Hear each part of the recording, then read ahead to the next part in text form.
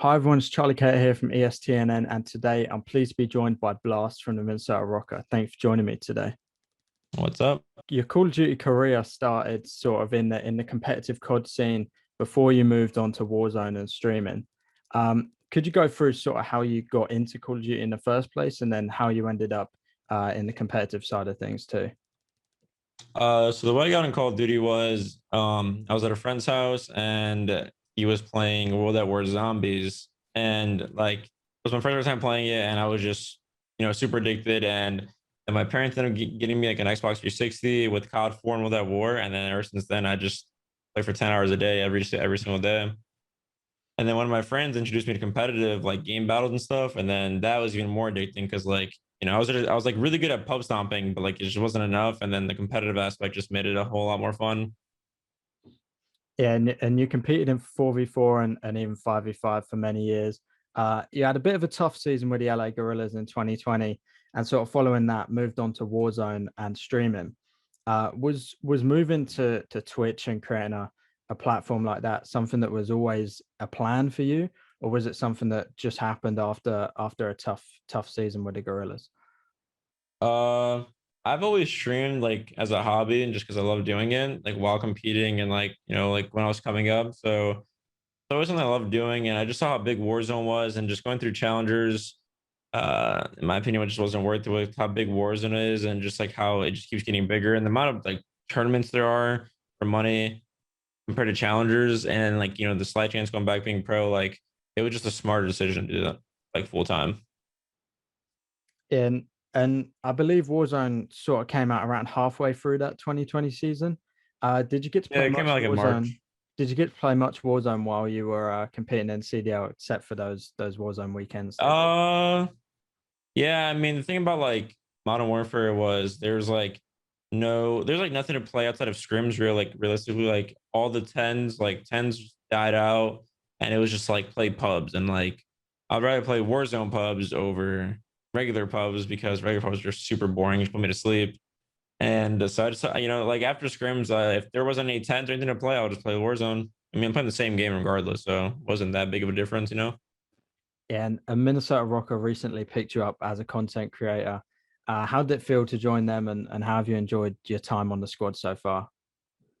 Yeah, man, entering another CDL team like Minnesota Rokkr, especially, like they're such a like dope franchise. They actually really care about their players, and they always are just looking out for you, and they're just like a staple in a sense, like just to be in a CDL org. And yeah, I'm super excited. And being picked up by Rocker has sort of only grown your audience. You're currently sitting on around 2,000 subs on Twitch. How's it felt to grow a community this big and sort of this kind of community so fast? It's honestly unreal, man. Like, just getting on every day and you see like the same faces, and just like people just genuinely love watching you play and just your personality and stuff. And you build a connection with your viewers, and it's great. And like I said, your roots in COD come in the competitive scene. Do you miss playing 4v4? Do you miss competing in the CDL? And if there ever was an opportunity there, would you consider going back and competing again? So coming from like a actual pro competitive background, going to Warzone, like we all know it's a battle royale. So there's a lot of RNG involved, like stuff you just can't control. Some of these way, like some of the ways that the tournaments are formatted. And I definitely miss having control of like whether I won or lost the match, competitive, because there's no RNG, right? So I absolutely miss it. And I mean, if I had another opportunity, I mean, I would probably do it, to be honest. And as you said earlier about the Warzone tournaments, there's so many of them. The prize pools are getting bigger. Recently, we had the biggest one yet with the 300K World Series of Warzone. How was your experience with that event as a whole, and how was it to compete in the biggest Warzone tournament yet? Um, it was a great tournament. I like the way it was ran. The one thing I would say though is I feel like winning should have definitely more of an incentive than just times two multiplier. Just because the way Warzone is played, right? If you want to have high kills, you're not going to win. If you want to play for the win, you're not going to get that many kills. So the 2 times multiplier really isn't even like worth going for the win, right? Because I'm pretty sure Aiden's team won the tournament. They didn't win a single game and they won the Yeah. tournament. So like, the whole point of battle royale is to win, right? So I feel like they should definitely add like an incentive to winning. But other than that, it was everything was ran smoothly and it was great. Yeah, and as you said there about the World Series of Warzone, it was held in a private match format. There's been a lot of debate recently around Warzone tournament formats, which ones are the best. I think the kind of general consensus around the community is 2v2s, private matches, and then bot lobby kill races. Would you agree with that? Yeah, I think they need to shift more to just 2v2 format and only customs. I think they need to eliminate the time kill races because like I think those just require like those that don't require that much skills. Just literally everybody who's at the top level, right, is capable of dropping bombs in bot lobbies. Like it's all just a matter of type of lobby you get. If you get a bot lobby, you get blessed. If you don't, well then you just get the end of the stick.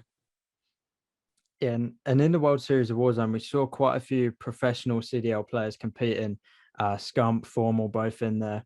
Um, I saw quite a lot of the Warzone players maybe doubting that they'd be able to compete with some of the top Warzone pros. Were you expecting them to be as competitive as they were, given your background as a pro COD player yourself? Honestly, I didn't think they'd do as good as they did just because they don't play the game, right? Like they play Cold War all day, Yeah. you play Warzone all day. So regardless, like if they're, I mean, they're obviously the most talented people in the world because as long as they've been competing at the highest level. I mean, if someone's been playing this game all day, your talent just can't outdo that, right? But I mean, I guess they just still have the roots of the game and they played really, really good. So I mean, I feel like if they just played full time Warzone, they could compete no problem. And I don't know in customs for sure, but the 2v2 kill races, it's way different. Like I don't know if like some pros could do it, but I know in customs they could do it. Yeah, I guess in sort of 2v2s, you've got to know a lot more how to rotate around the map, and you got a lot more Warzone experience than just Oh pure yeah, pure gun skill. yeah. The 2v2s is just all about knowing how to like just find the most bots every single time. And there are some absolute demons that like aren't pros that know how to do that perfectly. So I think it's just like I can't even do that still. Like I'm just like I just suck at finding all the bots. Yeah, so we've talked a lot about current Warzone, but if you go back in time and pick one Warzone meta that we've had so far to sort of to stick with throughout the rest of Warzone, what's been your favorite meta so far? My favorite meta, probably the far meta FFAR, just because it literally was like just a do it all gun. Like it basically you can use it as an AR and a sub. And like I'm a person who loves those type of guns, right? Like I love having a gun that I can just push into a building with and not get screwed over just because I don't have a sub. And then I can also use it as an AR. Like if it's a medium range fight, I could win that fight. Because with the meta now, it's the best gun is the Cold MP5, right? And that gun is only good within like 5 meters. Anything past that, it's shooting pebbles. And to add on to that, if you could change or add one thing to Warzone, what would you pick and why? Yeah, I'd add grapples to Warzone, just because there's too many roofs people are camping on that you just can't get up without them. There's top ATC, right? Like there's only one zip. People just if they're watching it or bro Claymore's down, you're dead. If I could grapple up there, I can come from any angle. I think grapples would make this game incredible. And with grapples, they'll be countering your tactic from a stream today, putting claymores on every zip up. um, Exactly. but yeah, finally we're 2 or 3 weeks into season 4. Sort of the meta is all over the place. You alluded to it there with the colder MP5. But what loadout are you using? What should we be using at home? The best loadout, the sweatiest loadout is definitely the Farah and the Cold War MP5 because the Farah is just broken, zero recoil, like full velocity is absolutely insane, and it melts, like it shreds, right? And then you have the Cold War MP5.